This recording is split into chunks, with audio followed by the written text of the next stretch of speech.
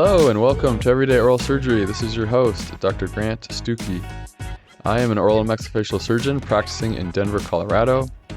The goal of this podcast is to connect, learn, and inspire. In this podcast, you'll be hearing from OMS surgeons all over the globe discussing ways to improve the practice of oral and maxillofacial surgery. Most information shared in this podcast will be based on personal experience and opinions, so please supplement what you learn here with approved research studies. Without further ado, please enjoy today's episode. Welcome to another episode. Today I'm with Dr. Michael DeLuke. He is an orthodontist / many things, a coach. He's an academia professor. I'm really excited to talk to him today. He's coming to us from Naples, Florida. Michael, thank you so much for joining us on the podcast. No, thanks so much for having me, Grant. Pleasure to be here. Yes. So we've had your relative uncle, Dean DeLuke, on the podcast. We love talking to him. He's an awesome oral maxillofacial surgeon at the VCU. Yep. Just a champion of a surgeon who's always trying to teach and help people. So we appreciate his recommendation to get you on the podcast too. I'm excited to talk. Yeah, same here. It was great that he brought it up. Well, yeah. Could you start by just giving us kind of a brief history of your practice and kind of what you're currently doing now? Sure.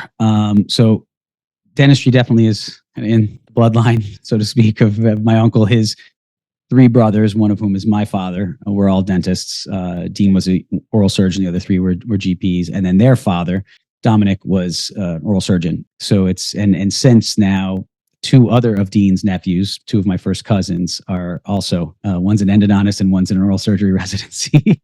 Wow. So it's a big family network of dentistry in the DeLuke family. And I got out of my residency at UConn in the early 2000s and went right into private practice on my own and started my own orthodontic practice, DeLuke Orthodontics. And my vision was to really just build a really great, solid practice. My family had a wonderful reputation in the community for doing quality dentistry and delivering great customer service. And I really felt it was my responsibility to uphold that. And so I did my own thing, building a practice, and it grew pretty quickly. I had worked hard to set the groundwork to be able to help it grow, and was able to grow the practice in a fair amount of time. And then as I got busier and busier, I realized later in my career, maybe 10, 15 years in, I started thinking about trying to bring an associate in, having someone work with me. But that area of upstate New York, there's just not a lot of orthodontists going up there. So I had built this very big practice and was thriving. But I spent a few years trying to find someone to come in. And I certainly could have found someone to work for me and just been a set of hands and just come in and help me treat some patients here and there. But I wanted a more long-term solution because it had been my vision since I started practice that about halfway through my career, I wanted to do more in the academic side of things. And I didn't know if that would mean full-time academia or what it would really look like, but I knew I wanted to do more of that. So in the first half of my career, in my clinical days, I was a cleft craniofacial orthodontist on a team in that area. I helped run a general practice residency. I did the orthodontic. I ran the orthodontic component of that. Actually, that Dean and his brothers all helped with, and my grandfather actually started and formed in Schenectady, New York. And so I was involved in it from that capacity. And I even went back to UConn and was teaching part-time there as well in the orthodontic program.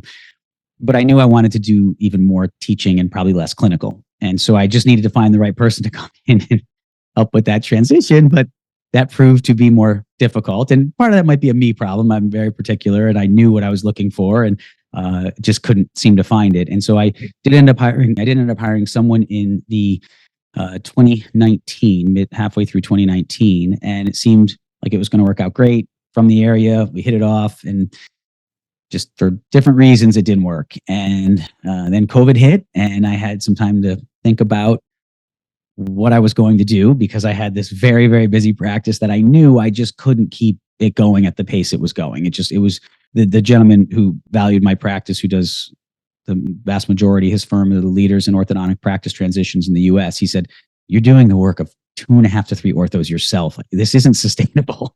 I'm like, yeah, well, I'm looking for help. But he agreed it was going to be a challenge because which is interesting for your audience to hear from this side of it. He said to me from the beginning, he said, "You're going to have a hard time because number one, you've built something so big that most young docs will be intimidated to come into this and try to, because I wasn't looking just for, as I said, a set of hands. I wanted someone who would come in, associate for a year or two, and then buy in as I was divesting and spending more time in the academic arena and pursuing my teaching goals.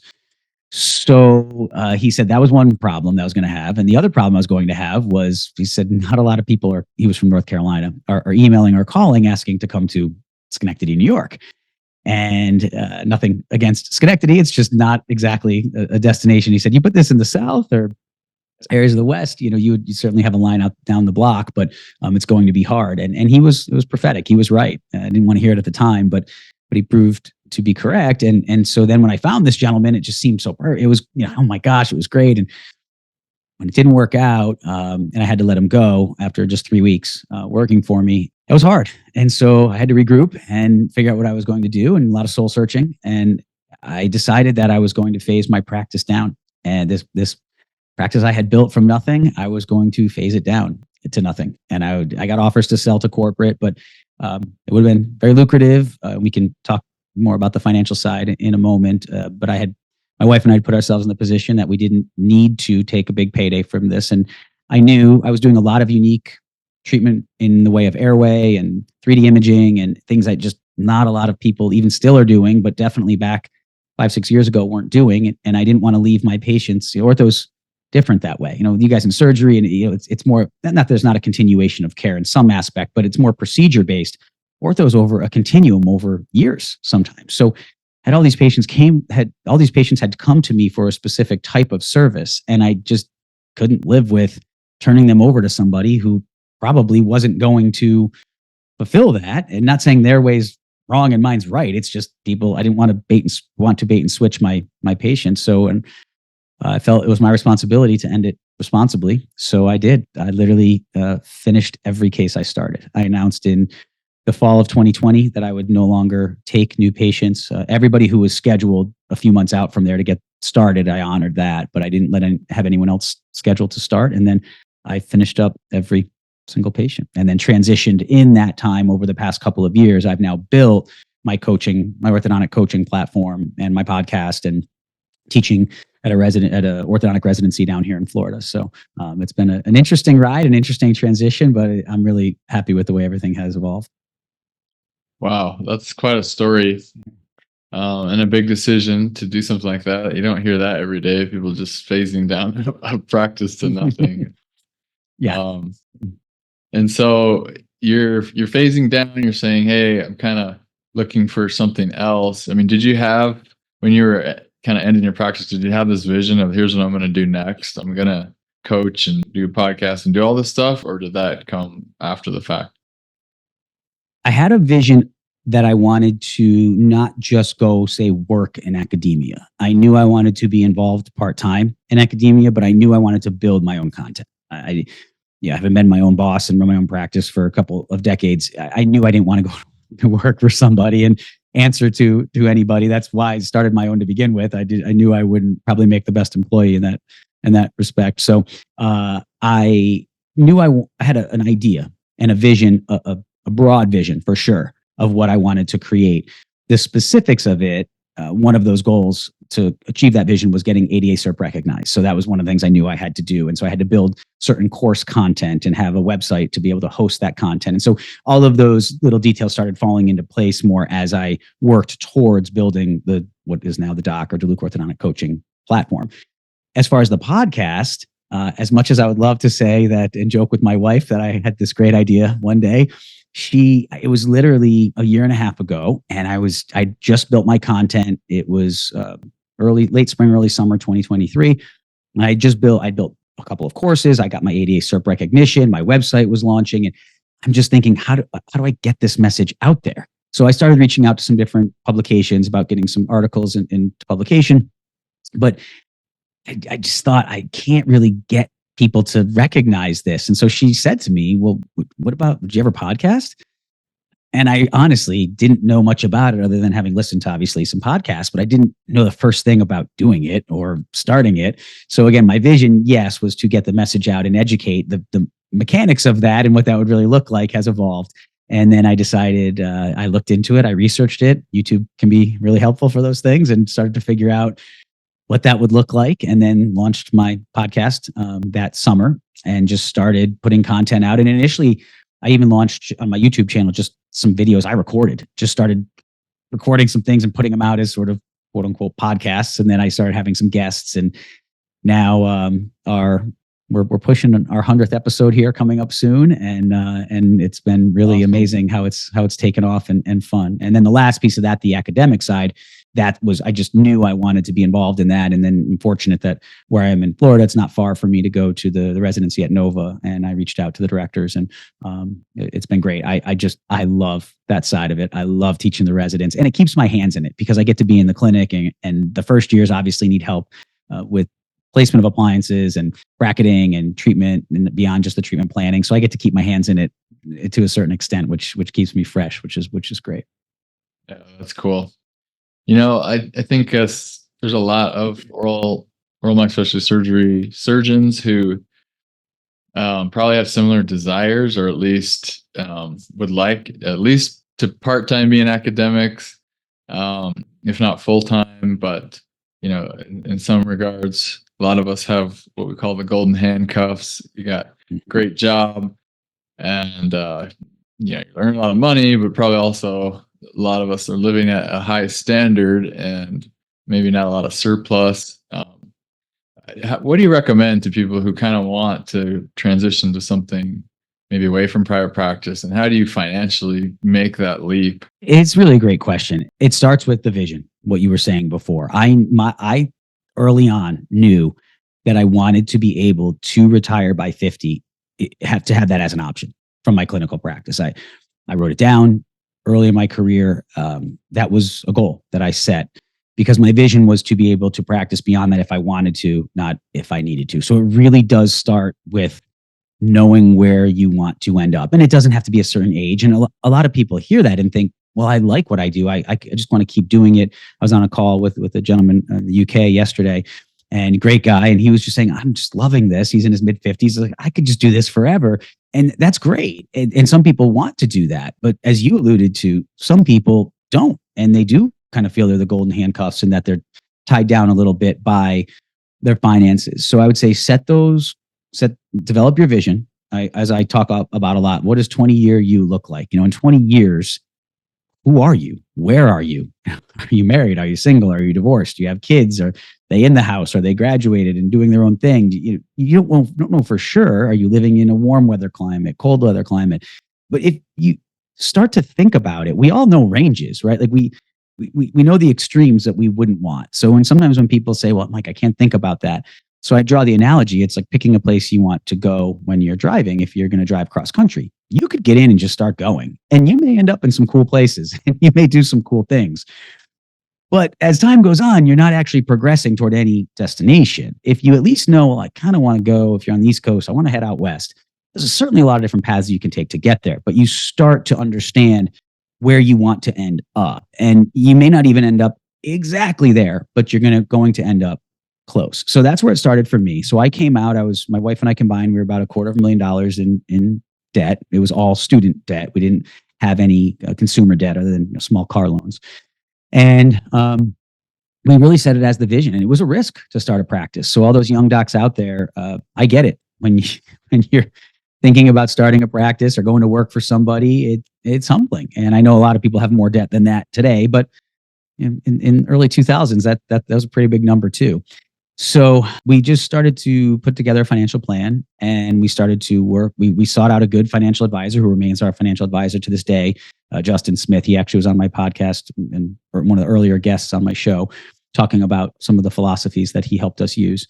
And we just started a plan. You really need a plan. And it was a mentality that we needed to develop, because my wife and I didn't necessarily share a vision at that point on finances and money, and we didn't know much about it. We didn't really talk about it in our own separate families and together. So it was a challenge to start to figure this out. And honestly, Grant, I think a lot of people stop there, because I don't think that's unique it wasn't unique to my wife and I. That's not like we were rare in that. That's normal that we don't really know or understand money necessarily, or understand how to invest. Or is debt good? Is debt bad? Do you pay your student loan downs aggressively? Do you let them sit there? Do you refinance them? We don't really understand that.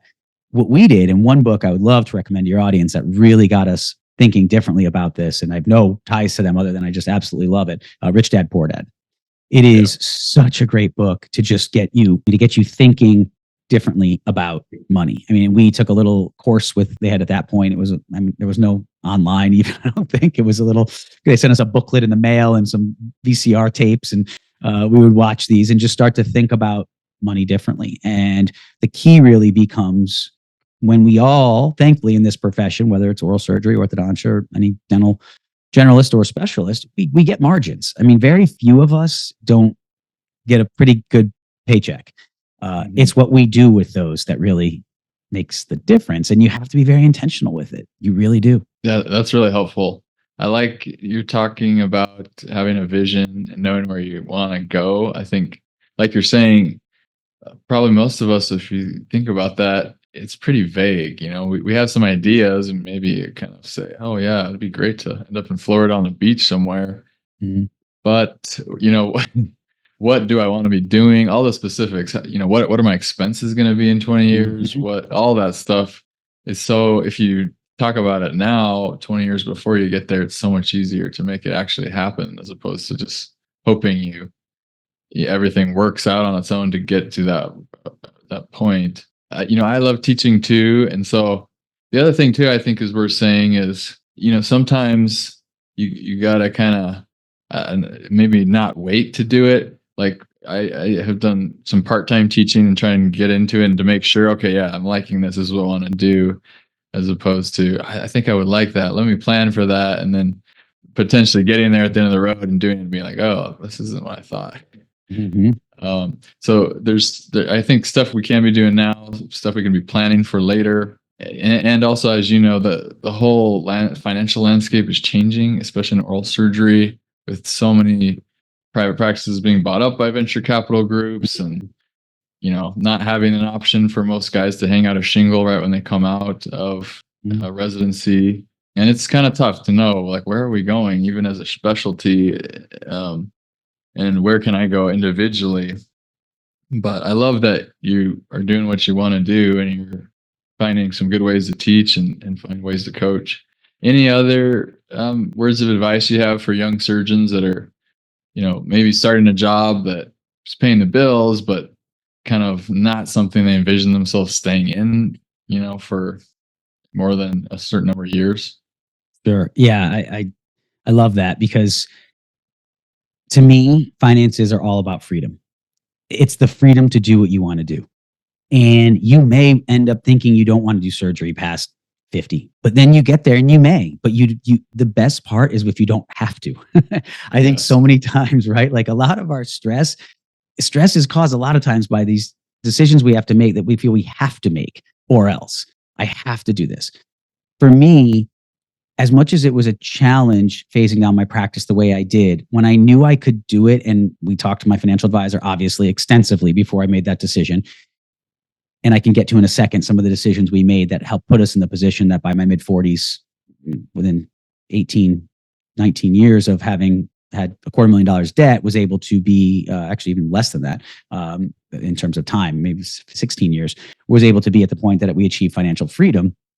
And it wasn't because we were living on, as my financial advisor calls, you're not living on a diet of rice and beans and eating nothing but ramen, every day. Yeah. We didn't deprive ourselves of basic necessities and niceties as well, but we knew where to draw that line because of our goal and our visions, because we knew if we wanted to get to that point of financial freedom by 50, we said, okay.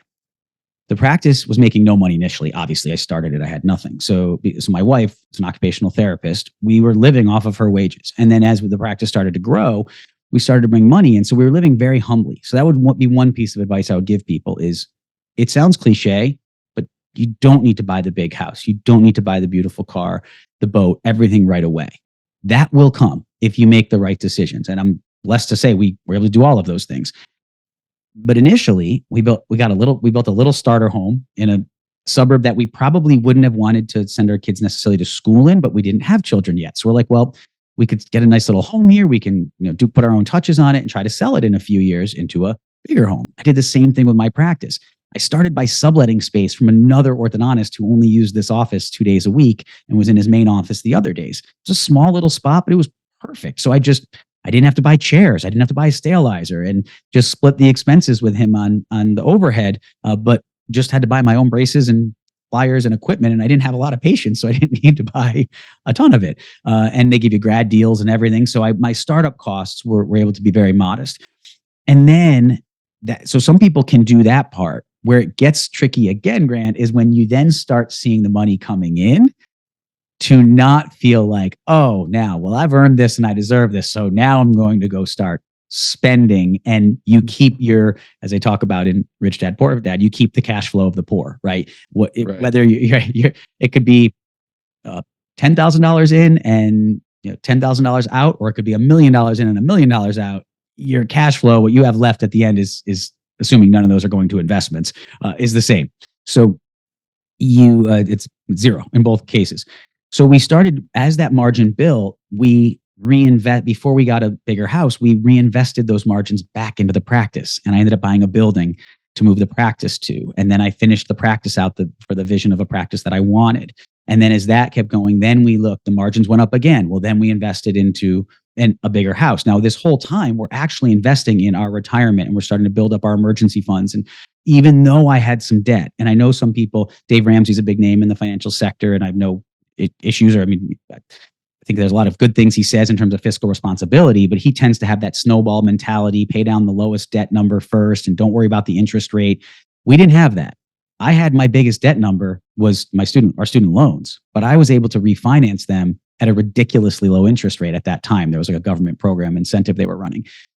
So yeah, we once that rate was there, no matter what other debts I have that ended up being bigger than that, as we then got a bigger house and a second house and bought more properties, those debts were technically bigger than my student loan debt at that point, meaning mortgages and different properties or investments we made. But my student loans were at such a low rate, I'm going to ride those out all 30 years. So it takes strategy to have a targeted approach where you don't just start paying things down because it feels good, which is, I think, again, more that Dave Ramsey philosophy. It's like, again, consumer debt's a whole different story. When you have consumer debt and when you're in credit card debt or big car loan debt with high interest rates, that's different. You've got to get rid of that. But once you have your debt managed, debt is leverage. I actually just had a gentleman on my podcast a couple weeks ago who is living in Puerto Rico now. He called it going from flipping burgers to flipping real estate. He's a multimillionaire. And he literally started by just starting to invest in a duplex and grew it from there. So but he said, I was in student loan debt at the time. But if I hadn't done that, if I waited till my student loan debt was paid before I started making investments, I never would be where I am today. And he's not an old guy. So he's in his mid 40s. So the point I'm trying to make is, you can have that mountain of debt, which is very intimidating for a lot of us young docs. And it was for me, and I get it, and still save and still invest and leverage more debt, as long as you're doing it responsibly. And on the balance sheet, your assets are starting to outweigh your liabilities, and you start to get positive cash flow from those assets. So that's really the key. So for us, we ended up getting involved in storage units. There was a fund, a gentleman in our area was starting. I reached out to him, saw it in the paper, reached out to the guy in a local business paper. Hey, I'd like to invest with you guys if I could. He was putting storage units all over the US. And I just reached out to him, and he took my call. He said he turned out through a connection. He actually was interested in helping the cleft craniofacial team I was on. And you never know what's going to happen, right? I had no idea that he was a donor to that, at none. And we just started talking. And because of that, he let me in at way less than what most people were supposed to get into this fund at. He told me the numbers of the range. I was like, well, Bob, I don't think that's going to work for me. And so then he said, well, think about it. Come back to me with what you'd be willing to do, and I'll see. I'd like to help. He's a local guy too. He's like, I'd like to help a local guy out. You're doing good things in the community. So I would tell people, you don't just have to do the traditional, put the money in your 401k, do the traditional investing. I did all that too. And we maxed all that out. And I'm certainly not telling anybody how they have to or should invest. I'm just encouraging people, think differently. Think differently about how you make your money work for you. Because if you make your money work differently for you, when you get that margin between what you're making and what you're spending, you'll then be much more intentional with those dollars. And you can say, well, I could go on a little nicer trip, but maybe we go on a 7-day trip instead of a 10-day trip, or maybe we, don't fly private or whatever it is, and fly coach. And so those little differences will give you the resources and the margins to be able to invest in things that will let you do and fly and go wherever you want and however you want. I love that. Yeah, because I've read Rich Dad Poor Dad and Cash Flow Quadrant and a lot of Richard Kiyosaki's books. And I mean, overall, it seems like he's saying invest in assets or businesses, right, that earn money on their own without you having to be the main guy there doing the work. And he's much more pro putting, your eggs in a basket of business as opposed to like a 401k, that type of a thing.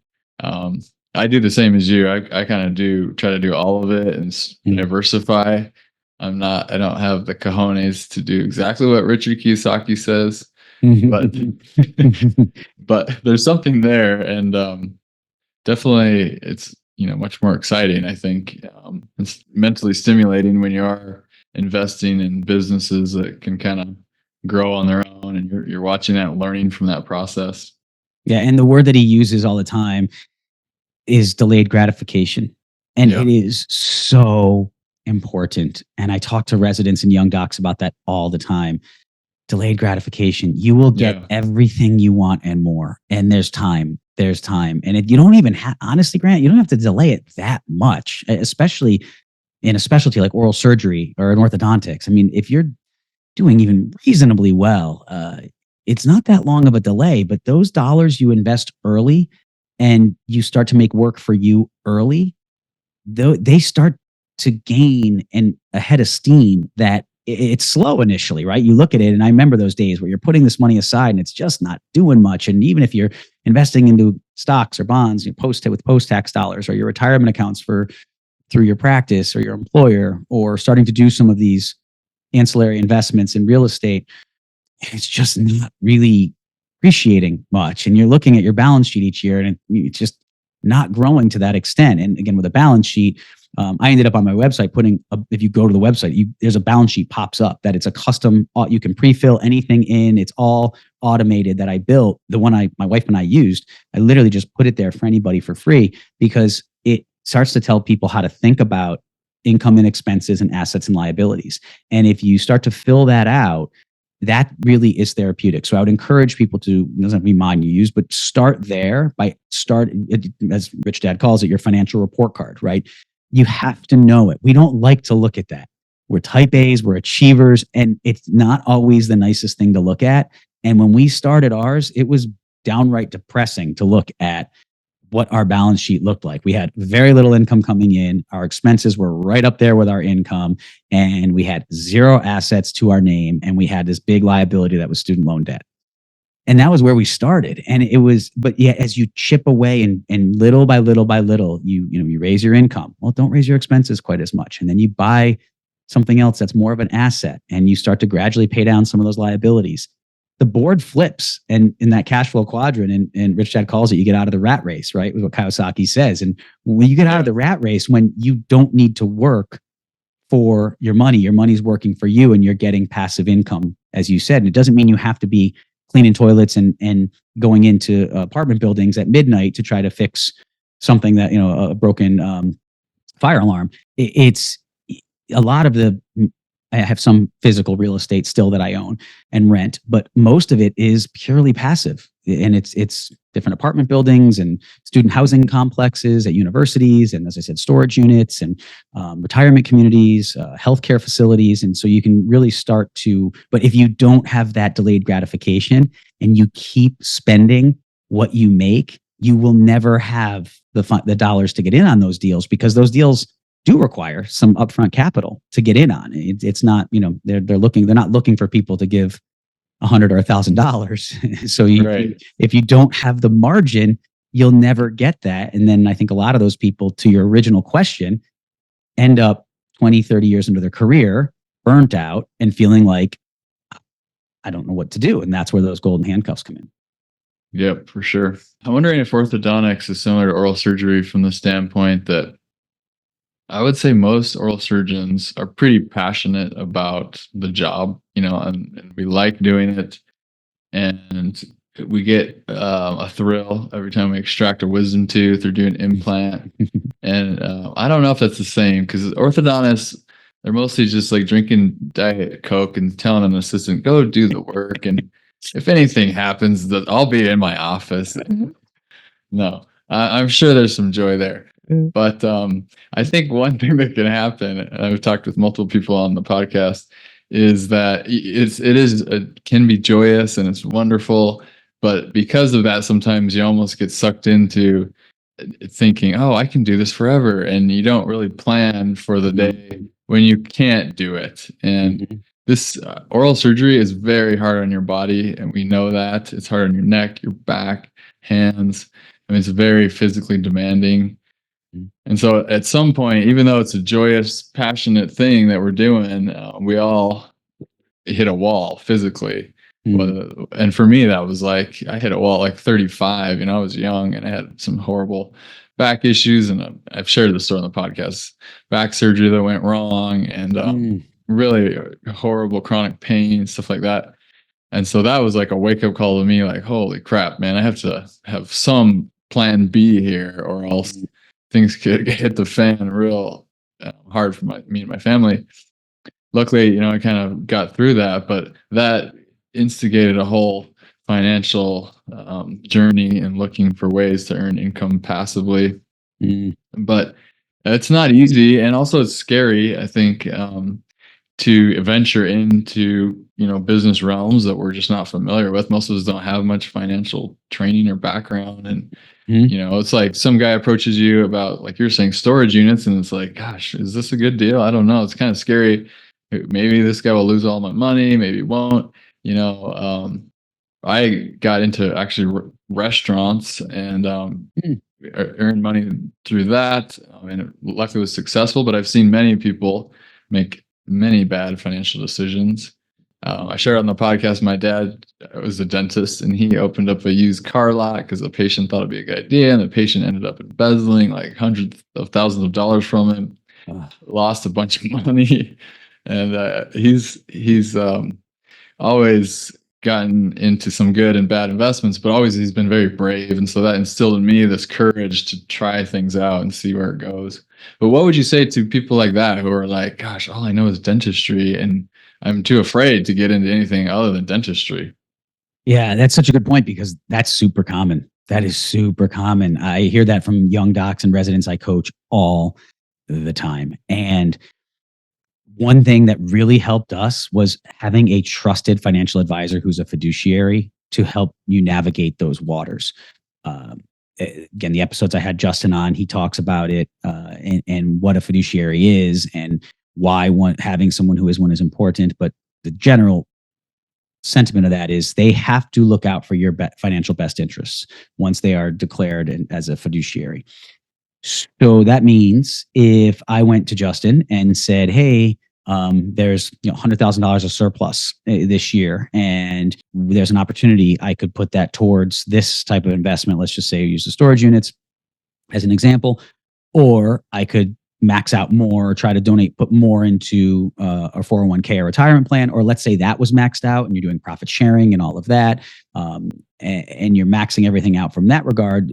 Do we put it into, say, post-tax investments in paper assets, right? Stocks, bonds, et cetera. Now, obviously, for the financial advisor, their most direct interest is giving it to them into traditional, whether it be retirement-based assets or post-retirement paper assets, because they then get a cut. Most are fee-based as far as on commission, meaning that it's a percentage of assets managed. Well, that just raised your assets managed, and it's going to continue to grow, hopefully, so it helps them. If they're a fiduciary, they really should look at how much you have in each of those areas and how much you don't have maybe in others and say, honestly, I'm thinking maybe getting involved in some other sectors. Like you said, people think of diversification as just diversifying within a stock portfolio or stocks and bonds. Diversification to me is being diverse in your investment classes, categories, have different types of investment in different sectors in the market, so that you're not all in. So that if the stock market doesn't do well, but the real estate sector, the apartment building sector, or the storage unit sector does, then you can hedge. You're basically hedging against those bets. But if you have somebody who's not able to help guide you through those decisions and talk you through those decisions, that can be really tough. And to your point of how do you trust them, that's where, again, I trusted my financial advisor, and I would request from anybody who was seeking any of my funds for an investment all of their documentation, their paperwork, there's a financial name they have for these sheets they use, and these summary sheets that they would have, and I would give that all to him, and he would look through it, and he would do the vetting.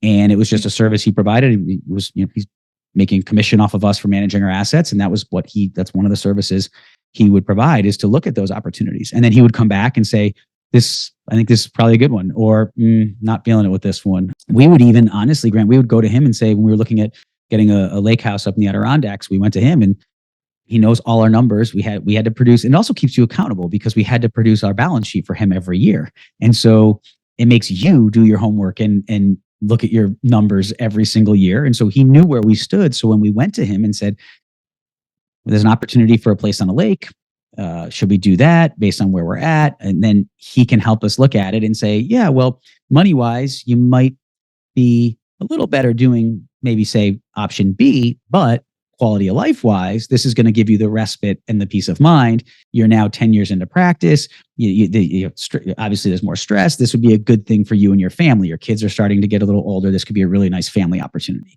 It gets even as important as, if you're going to say, buy a boat. Do I pay outright for this? Do I get a loan? Right. And so that we would go to our financial advisor with all of those decisions and say, look, I can get a loan at 4%, or I could pay for it outright. And he looks at the amount of money it costs. And so that is tremendous to have someone like that. So I would encourage your listeners to find a trusted resource. And I know a lot of people, we are do-it-yourselfers, and we are very self-sufficient by nature. And it can be hard to say, I'm going to pay somebody a percentage of what I could invest on my own through E-Trade or something else. And I have things I do that with as well. I disclose it to my financial advisor. It's not like I'm hiding it from him, but I have things that I do outside of him. But having someone there as a sounding board who really understands this game that is money, and to be able to help us navigate through those decisions, has been huge. And then the last part of that is, when some of these investments start paying off, you get dividends or distributions from these real estate entities, or they sell one. You have to have the decision of, do I cash out on this? Do I roll it into another one? And those are things that are a little bit above our pay grade, to be honest. I know they were mine. I mean, I can do the due diligence and I can research this stuff, but sometimes, and my wife and I, we talk about this, but at the same time, it was great. We just would say, like, we got to have a call with Justin. Like, we just have to have a conversation with him. I present all the evidence in an objective manner and hear what he had to say. And that was very helpful for me. And to the last thing you mentioned about the physical toll and what it takes on us. And I've noticed even more than that. I agree, certainly, having family in dentistry and having seen, and even on myself, when I was especially phasing down my practice and phasing my staff down and having to do so much of my work myself, I could feel what it was doing to me. It can be tough. And I did general dentistry for a few years in my family's practice, moonlighting while I was in my residency, and it's intense on your body. Interestingly, though, I think right now, a lot of these younger docs, it's equally or more intense on their minds. And I see so many of them, the stress level that they're under is really intense, really intense. And I mean, I had a resident say to me 2 weeks ago, I was like talking about, actually about that real estate guy I was telling you who's on my podcast. We got talking about it. And she's like, yeah, I'd be happy to be done in 5 years. Okay. I mean, again, whether you do or not, it was obviously said somewhat in jest, but the point is, that's where a lot of these younger docs are at. I don't remember anybody in my training 25 years ago talking about wanting to practice for that amount of time. So something has changed in the mental stress that we're under for this. And I don't know if it's just because practices are so much more complicated, and social media and marketing, and, as you said, the corporate takeovers. And I don't know, there's something there that I notice is definitely profound. Oh, 100%. I've noticed that too. I've even had many listeners email me and ask about, wanting to have podcasts about what do you do when you're burned out and you're only like in your 30s, and Mhm. yeah, tremendous mental strain. And so I Do they think, say why? Do they ever say why you they, know, do they know? I mean, I don't know if they know, the ones I speak with, whom I speak. I try to probe and ask and figure out what's going on. It seems like most it's just the mental grind, and I would say most who are emailing, or maybe not thrilled with the job, are probably working for a bit larger corporate type Mm. scenarios. And myself, I have worked with a large like DSO group for several years, and I know it can be a grind for sure. I've had to balance that and make sure I don't work too much in that realm. Mhm. But it's tough. I think and there's tough in both realms. When you're calling the shots like you were in your own practice, there's that stress of always having to manage every little thing. Mhm. Whereas when you're working for a DSO or a big corporate group, you can kind of walk out the door and wash your hands and say, well, good luck. You guys are handling everything else. But also, too, that, it's different when you have at the helm someone who isn't a dentist or dental training, and it's just more a businessman trying to push numbers and potentially telling you what things you should and shouldn't be doing. And of course, in the end, it's our own license and we can decide what we want to do. But it creates an extra level of stress when you have Mm.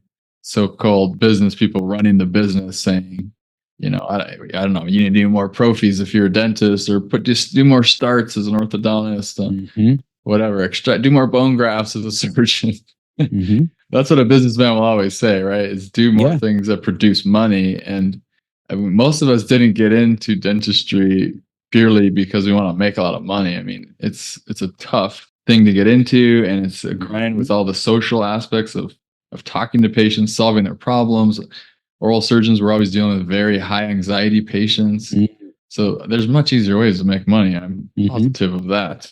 Yep. Agreed. Yeah. Any thoughts that you had on why that mental kind of anxiety is increasing for our younger docs? Yeah, I think you hit on a lot of them. I do think the debt is big. It weighs Yeah. very heavily on these young docs. I mean, I know people a million coming out a million down in student loan debt. Some people might hear that and say, well, how is that possible? But if you went to 4 years of private college, 4 years of private dental school, and ortho residencies, now a lot of them you have to pay to go to. Um, Yeah. and you have to pay, some of these people are paying 75, 80, 90,000 a year for their ortho residency. So Yeah.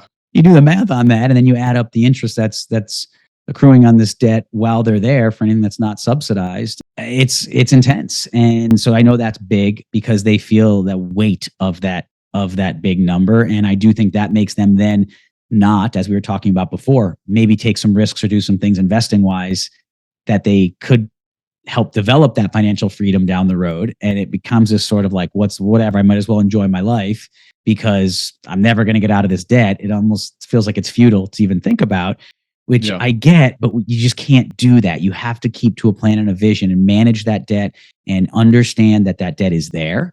It's not going to just disappear. And you just have to factor that in as a monthly payment to get to do what you're doing and a cost of doing business. And if you pay your mortgage every month, I know that debt payments as bigger sometimes. So you pay your mortgage every month for the privilege to live in that house you live in. You pay your Mhm. student loans every month for the privilege of making a good amount of money in dentistry and whatever generalist or specialist you are. So that mental shift is big, and I've helped people with that to some degree.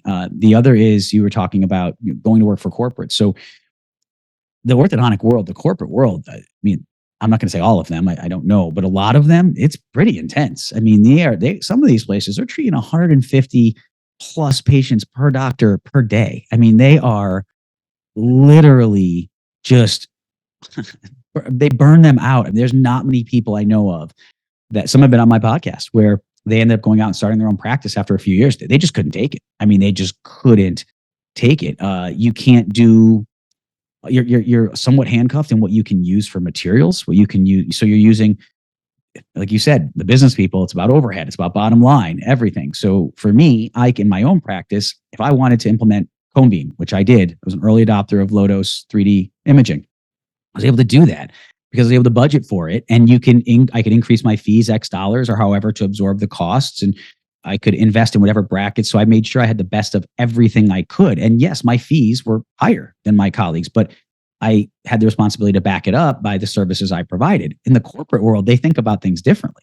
So you're now having to work with, if I wanted something that would if I wanted another scanner because we were getting backlogged at getting whatever our scans for our intraoral or in-house 3D lab or our external lab done, I could invest in another scanner and absorb those costs. So that's a stress I know a lot of them face because they're met with this overhead, no pun intended, this overhead pressure on overhead. It's like this weight bearing down on them from above, and they can't practice the way they want. So they're working like crazy, and then they're not as fulfilled because they're not able to use the techniques and technologies that will facilitate the best patient care outcomes. The flip side as you alluded to, on the private practice side, though, was for me, it was tremendously challenging managing a team and staff. And I was blessed to have an amazing team but to keep them there, to get them there, to train them and to keep them there. And then when you do have turnover, training new people and having those values and that the vision of what you want your practice to run like, that gets exhausting too. And I think you having a dad who's a dentist, myself having a father who's a dentist and relatives, looking back, and I don't know, I wasn't doing it then, but the world they practiced in always had challenges, always had headaches for sure.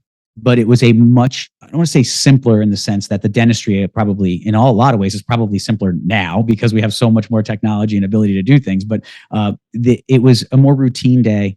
They could go in. They weren't worried about taking TikToks or Instagram videos in the middle of the day. They weren't worried about showing the marketing. I mean, when I grew up in that area, if you had an ad in the yellow pages, you were kind of looked at as kind of like hokey. Like it was like, oh gosh, they got to put a big ad in the yellow pages. Now, I mean, you've got to be in so many places. You've got to have a marketing director. I mean, grant the way insurance has changed in orthodontics, let alone general dentistry, it has made such a mess of the orthodontic industry and how hard it is. And then you get how many patients are divorced and a mom and a dad with their child that one has one insurance, one has two insurances, and you're trying to file for both people and track it. And all those things add up, and they're not one-offs. They are literally frequent in a private practice. So when you're the owner, you're dealing with all that, and that then burns your team members out. So, there's no, I think the answer is it's real. It's real. It's not an imagined stress or that this generation's weaker and can't handle it. I think overall, the intensity and the pressure, everything from the debt they're in to the pressure to produce in a corporate to the stresses of a private practice are really, really intense, and it's taking a toll on people. So what I'm gathering from you, as far as how to get to a good place and get to where you want to be, I guess you could say, is have a vision, have a good plan, be detailed about it. You were talking about delayed gratification, having a good financial person like a fiduciary who's helping you invest, financial education, like we were talking about, reading good books like Rich Dad, Poor Dad, and knowing what your assets are, liabilities, and working on trying to get your assets up in that column. Anything else you'd add to that bullet list of things? One, which I mentioned briefly, but I would like to underline, is with your significant other sharing that vision. Like that. Because if you have one idea, if one's a spender and one's a saver, and you don't communicate it and figure out how you're going to set things up so that you can both, sort of feed your own desires in that sense, but also have a common ground. I've seen more situations where it's really bad and it's really hard. And whether or not, I'm not here to tell you have to have shared accounts or have separate accounts. It's certainly above my involvement in it. But I do know that my wife and I came at this early in our days with very different ideas about money, very different, and how you earn it, how you spend it, how you save it, how you invest it. And so by going on this journey together, it really helped us, because it's hard if you're on your own and you don't have enough, let alone if you have a significant other there or a spouse there and you're on opposite ends of the spectrum. It's tough. It's really tough. So that would be my other point I would make, is just make sure that this journey you're going on, you take your spouse along with you so that it can be a shared journey, and that you vision, literally sit down and write down your goals and your vision. It sounds corny and hokey. It works. The science is there behind it. It works. And just talk to your significant other about this. Do your balance sheet. My wife tells the story all the time. When we first did it, we had to have a drink. We're like, had to have a drink. We're in our residency. It was about to finish up my residency, and some co-residents were going out, and they're like in the parking lot of our apartment building, like, come on out. We're like, no, we're doing some financial stuff. And we're sitting there with a drink. Like, I mean, it literally took that. It was so humbling, but those moments helped us build that relationship together that let us start to share a vision of how we wanted our future to look together and our money to look together. So I would highly encourage people to go on this journey with, if they do have a spouse, with one another. Oh yeah, so critical. I love that point. Really, really great. Well, I appreciate you running through all of this. And we can put, if you're okay with it, put like a link in the show notes to your contact information, your podcast, because I'm sure you got a ton of great content there. Mm-hmm. We end every podcast with some what we call rapid fire questions. Mm-hmm. They're not that intense, but the first question is, what is the best book you've read in the past year? I've read a bunch lately because prepping for my show, it's great. I'm doing a ton of reading. I'd say Outlive by Peter Attia. Oh yeah. Yeah, that really, I actually use that on my show a lot and talk about with the whole airway side of things and evidence-based versus evidence-informed and medicine 3.0. And I call it, we need to go to ortho 3.0. So yeah, that book's had a pretty profound impact on me. Awesome. So usually we say, what non-surgery thing do you do in your life that helps you with your daily surgery skills? But for you, it'd be what non-ortho, or what non-ortho coaching thing do you do that helps you with your teaching job? Mm-hmm. Anything you do outside of work that helps you with work? Yeah, working out.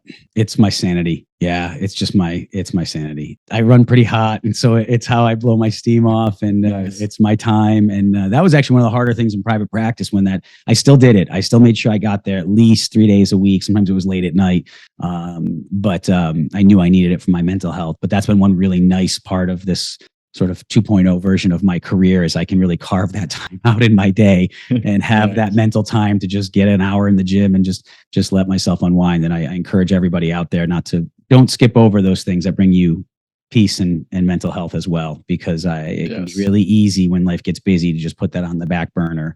But if you know there's something out there that feeds your soul and keeps you level-headed, don't let it go. And I mean, yeah, there's weeks and months you might have to modify a little bit, but in overall, make sure whatever that is, make sure you fill that tank with those activities. And are you referring, and to get a little more specific, weightlifting, your biking, cardio, any specific things you found to be successful? Yeah, for me, weightlifting, it's my passion. I used to be a reformed boxer, I guess. So I still train a little bit in boxing, and that helps me blow steam off. I had to back off of that when I was practicing because of my hands. I was always worried about, your knuckles get sore. And so I've gotten back into that a little bit, which has been fun. But yeah, weightlifting, cardio too, and walk. I mean, sometimes now I mean, I'm blessed to live in South Florida, but I'll go for a walk. Like, and I do a lot of desk work now, which is very different for me. I mean, I was running this super busy practice in a big old Victorian house with upstairs, downstairs. So I was all over the place. And when I transitioned to teaching and developing online content, I'd just be sitting for hours, and it was not good. And so I started feeling more lethargic, and then I'd get up, go for a little walk, or just do some light calisthenics, just to move around and not be so sedentary. So yeah, that's that. I'll do some cardio there, and I do some light running and still some sprinting and calisthenics. But my main, that's more just because I know I need to. My main, I don't know if that part's as stress relieving for me as the weightlifting and the boxing are. Oh, that's awesome. How about best movie or TV series you've watched lately? This movie or TV series. So here's a little confession about myself. I don't watch much TV or movie. The movies that I like are older movies. Like I will watch one I was recently watched was The Godfather. So nice. It was so I tend to watch more of the older movies, or Few Good Men, or one of those movies I'll see. I confess that I'm not a big movie TV guy. I just end up not. I do more. We'll watch more like educational shows or things of that nature. Just trying to real estate shows, things like that, rather than actual series. But nothing against them. Just don't end up doing a lot of it. Got it. Okay. I respect that. I don't have much time either to watching shows or doing things. I try to catch Jimmy Fallon just to get some news, but Mm. not too much stuff there. Yeah, I'll have news on in the background. I'll have sports like when I'm doing stuff. I always love having sports on, but not like watching. I don't know if the last time I've sat down and like watched a game. Even the Super Bowl, I'll be doing something kind of Right. family. It's just but to just sit down and watch something, I don't tend to do that much. Okay.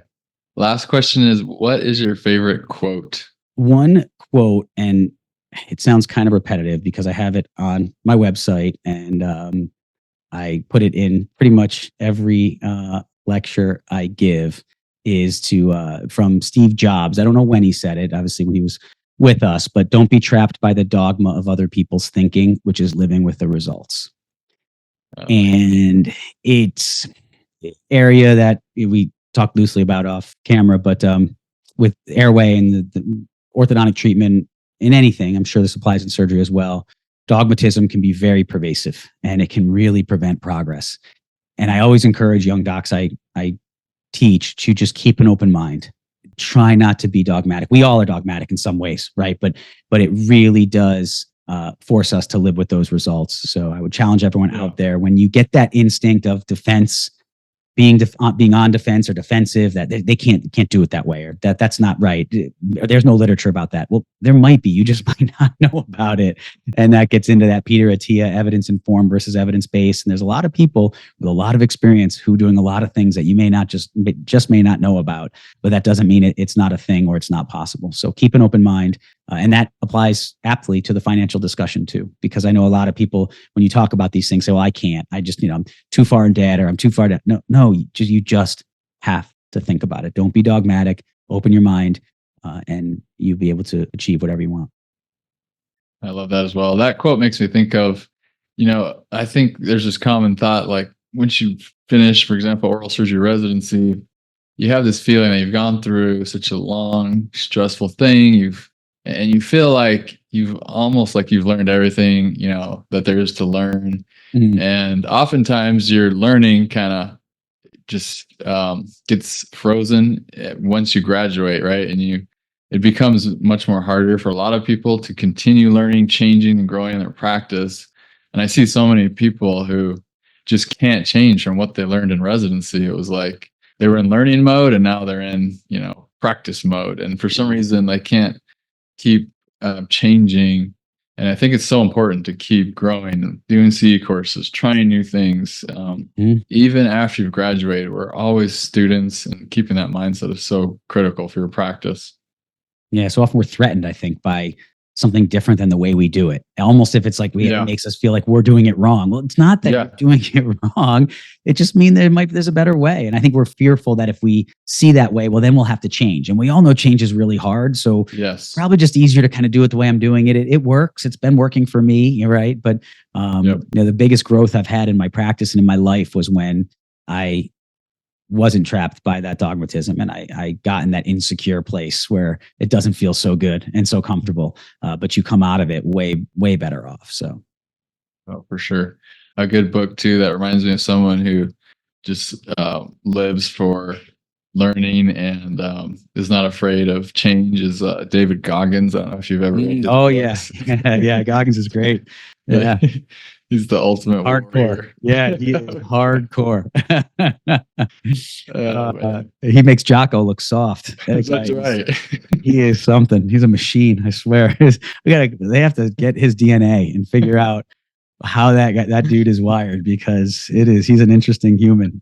Yes. But he's a glutton for punishment. But every time I listen to his books, I'll go back and re-listen to him. I just leave inspired, like, yes, I can do more, things that I'm currently doing, or I can learn more, change, Yeah, it's true. It does. It opens your mind to what's out there. And that's what Peter Attia talks about in Outlive that I love is we have to open our minds to this, to what's possible. And living in a world where we just close our minds we're only going to be as big as our own reality.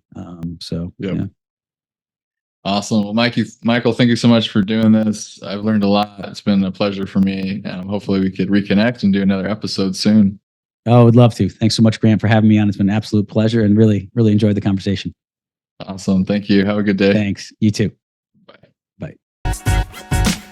Thank you so much for listening to this episode of Everyday Oral Surgery. For more information on these podcasts, please visit everydayOralSurgery.com. I love feedback and would be very grateful if you would reach out to me via my email, grantstucki@gmail.com, and let me know what you thought of this episode.